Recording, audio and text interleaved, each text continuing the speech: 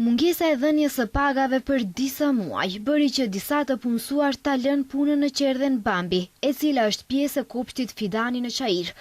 Në mungesë të edukatorëve dhe përkëdheleseve të cilat vendosën ta ndërpresin angazhimin e tyre në këtë institucion, fëmijët u shpërndan nëpër klasa të tjera. Problemi tangon të punësuarit të cilët janë me kontratë në vepër. Drejtoresha e Qerdhes Gëzime Bakiu na premtoi se problemi veç më është zgjidhur dhe pagat që i kanë pasur mungesë të punësuarve do ju kompensohen. Madje pritet që sot të paguhen paga për 3 muaj.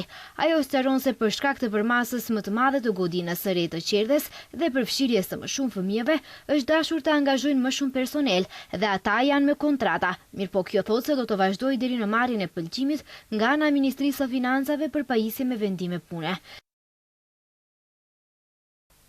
Për shkak të rritjes së vazhdueshme të kërkesës për përkujdesje të fëmijëve, ka qenë domosdoshme angazhimi i stafit shtesë. Për këtë qëllim, një pjesë e nevojave është mbuluar me punonjës të transferuar nga institucione të tjera, si dhe me angazhimin e personave në bazë të kontratave në vepër. Ky lloj angazhimi është i përkohshëm, përkatësisht zbatohet deri në marrjen e pëlqimit nga Ministria e Financave për transformimin e këtyre angazhimeve në marrëdhënie të rregullt.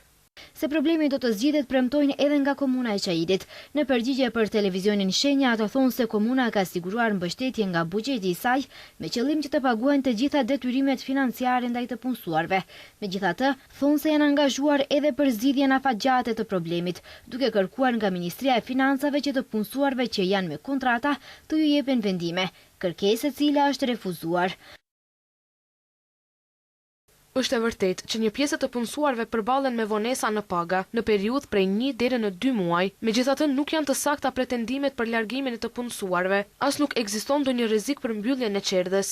Institucioni ka ndërmarrë hapa konkret dhe ka paraqitur kërkesë në Ministrinë e Financave për transformimin e kontratave autoriale në marrëdhënie të rregullt pune me qëllim stabilitetin afatgjat të punësuarve. Fatkeqësisht, kjo kërkesë nuk është miratuar.